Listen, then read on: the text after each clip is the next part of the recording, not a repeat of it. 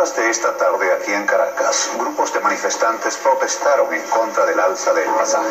Al conocer las tarifas del pasaje, tal situación generó una serie de protestas en toda el área metropolitana y en algunas zonas del interior del país. Aquí en Caracas resultaron heridas varias personas, fueron incendiados varios autobuses y sustraídos artículos y prendas de diferentes establecimientos comerciales ubicados en la ciudad. El 27 de febrero de 1989, las calles de Venezuela fueron tomadas por la gente en rechazo a las medidas que aplicaba el Fondo Monetario Internacional a través del presidente Carlos Andrés Pérez. Porque no queremos aumentar al trabajador. ¿Cómo es? Todos nosotros creo que estamos puro pelando, eso no es así. Puro aumenta el pasaje, los estudiantes, la comida, todo. Entonces, ¿qué es lo que quiere la gente? ¿Qué es lo que quiere esa gente?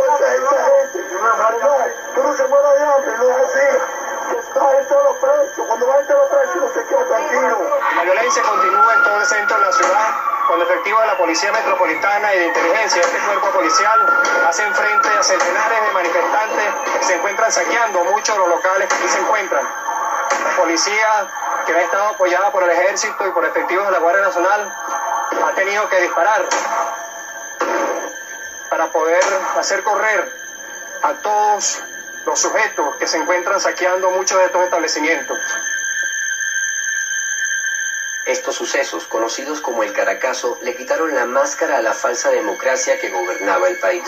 Decreta, artículo primero, se suspenden en todo el territorio nacional las garantías establecidas en los ordinales primero, segundo, sexto y décimo del artículo 60 y en los artículos 62, 64, 66, 71 y 115 de la Constitución, dado en Caracas a los 28 días del mes de febrero de 1989.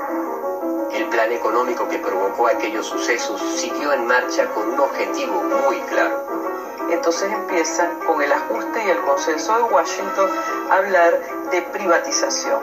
Es decir, que todo aquello que le daba prestancia al Estado desarrollista, que había generado empresas en actividades estratégicas, entonces ahora tiene que venderlo. En los años 90 fue, si se quiere, la década donde se profundizó la venta del país. Intentaron aplicar a fondo todas las recetas del Fondo Monetario Internacional, todos los procesos de privatización en materia de telecomunicaciones, en materia de lo que eran distintos servicios fundamentales para el país, en materia de lo que eran los medios de comunicación. Vamos a restar el déficit fiscal para disminuir la inflación, reducir el número de evasores fiscales y los subsidios que distorsionan la economía.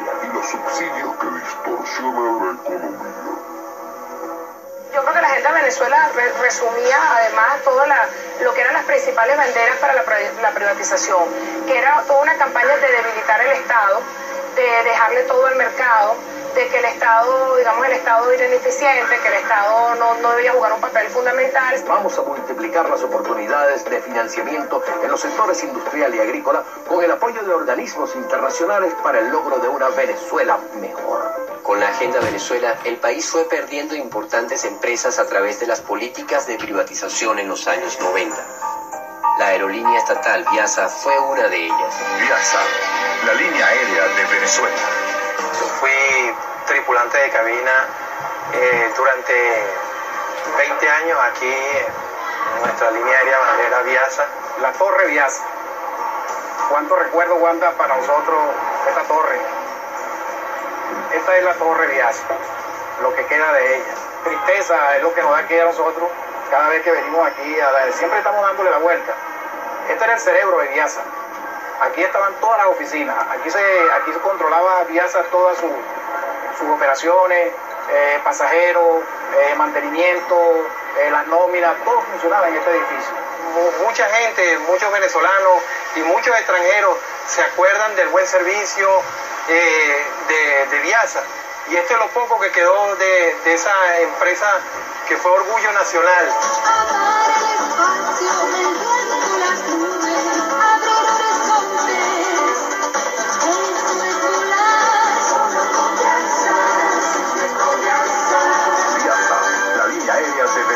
La línea de la 100 7 estrellas.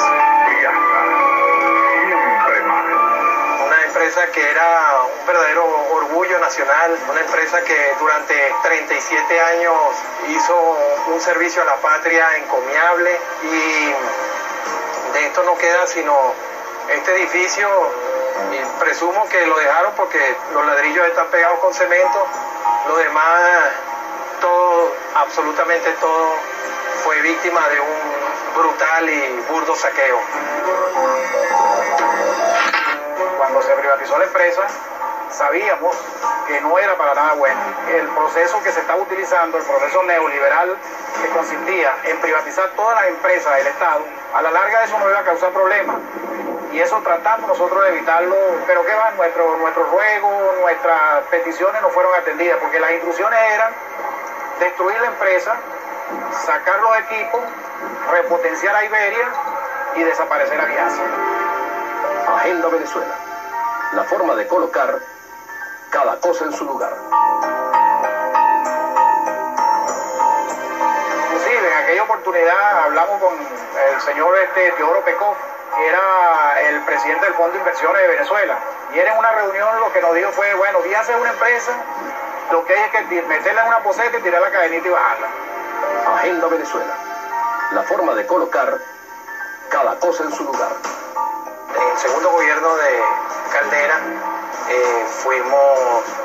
se llevó la empresa a la quiebra y se declaró en quiebra, y nosotros los venezolanos que nos quedamos sin nuestra línea bandera somos los que aún a 11 años estamos sufriendo las consecuencias de ese proceso de privatizaciones y neoliberalismo que ocurrió en aquella época. Dividir los impuestos equitativamente para que pague más quien tenga más y pague menos quien tenga menos. Más, menos, más, menos, más, menos, menos, menos, menos. O sea, las instrucciones ya estaban dadas.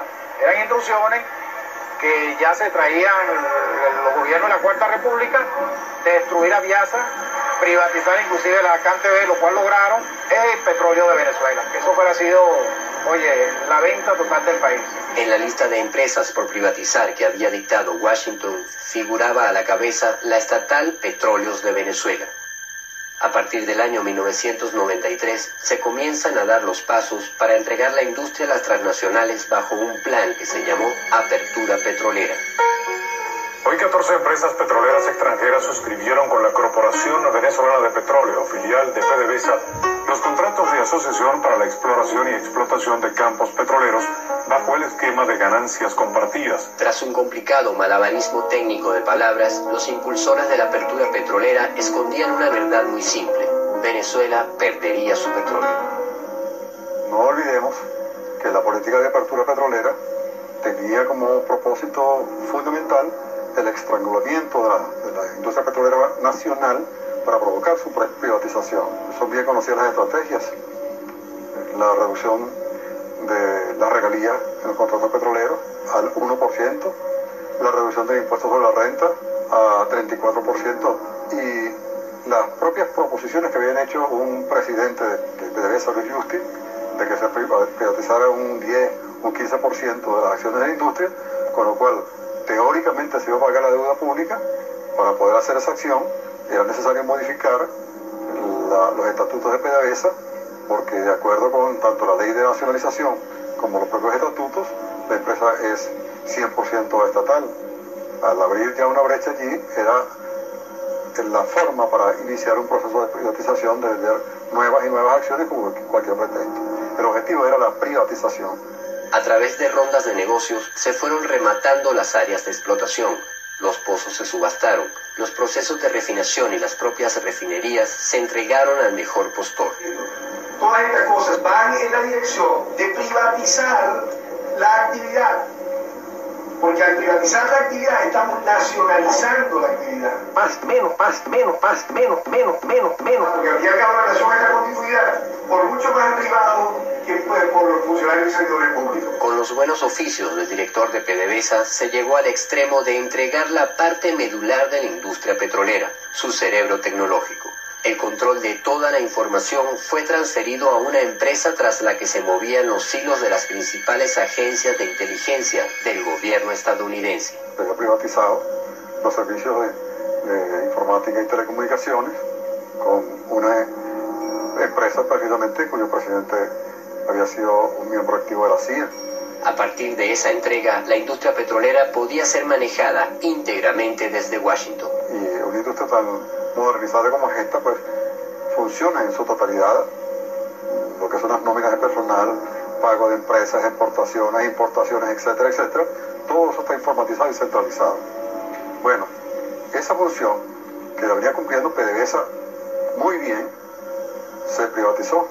La mayoría de las acciones las asumía esa empresa norteamericana, SAIC, con un mínimo de participación de PDVSA, y eso garantizaba que el control de toda la información y todas las comunicaciones de la empresa estuvieran bajo el control de SAIC.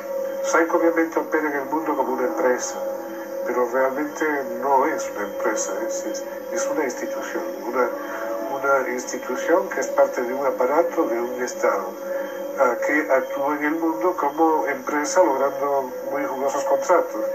Y en el caso de Irak, en este momento, actúa como un contratista, pero un contratista de alta fidelidad para el imperio. Participó en la estrategia de ataque, está manejando el programa de reconstrucción, maneja la nómina del Estado iraquí, maneja la nómina de inteligencia. O sea que eso no es un contratista, es una agencia del Estado, del Estado invasor. Y nosotros, la labor que hicieron con nosotros acá, fue una labor muy jugosa en términos económicos, por supuesto, pero que el fondo de ella y la intención de ella, de esa labor, era una labor de inteligencia al servicio del imperio. Con el tiempo se aclararon los vínculos existentes entre el imperio y la alta gerencia de PDVSA que hicieron posible la operación de saqueo de la principal industria venezolana. El propio presidente de PDVSA, Luis Justi, resultó ser uno de los agentes al servicio del clan petrolero del norte. Las políticas neoliberales de los años 90 resultaron ser mucho más efectivas para saquear las riquezas del país que cualquier ejército invasor. Las privatizaciones encubiertas bajo la Agenda Venezuela y la apertura petrolera cumplieron a cabalidad el plan dictado por el Consenso de Washington. Una verdadera invasión silenciosa ocurría ante los aplausos y alabanzas de los gobiernos de turno, mientras la pobreza iba en aumento y la respuesta a los reclamos de la población era cada vez más violenta.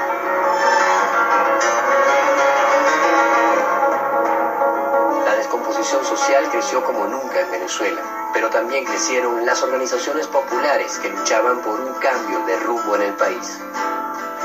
Algunos miembros de las Fuerzas Armadas fueron parte en ese proceso, y un movimiento llamado Bolivariano 200 se dio a conocer al mundo al rebelarse contra el gobierno en la insurrección cívico-militar del 4 de febrero de 1992.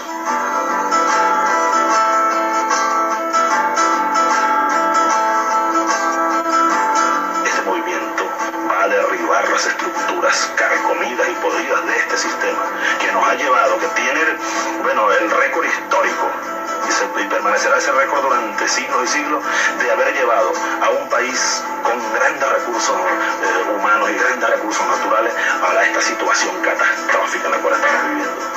La acción de estos jóvenes militares, inspirados en el ideario del libertador Simón Bolívar, trató de devolverle la soberanía al país, pero fueron derrotados a las pocas horas por las fuerzas del gobierno. De allí comenzaron ellos a analizar, me propusieron un mensaje a los compañeros en armas por todos los canales y los medios de comunicación. Yo les exigí mi boina, exigí salir con todo mi uniforme y mira, en un tris, como dicen allá en el llano, estaba yo frente a la cámara. Mi intención fue enviarle un mensaje a los compañeros y de tranquilidad al pueblo venezolano para evitar más, como lo dije en esa ocasión, más derramamiento de sangre. Este mensaje bolivariano va dirigido a los valientes soldados que se encuentran en el regimiento de paracaidistas Aragua y en la brigada blindada de Valencia. Compañeros, lamentablemente por ahora los objetivos que nos planteamos no fueron los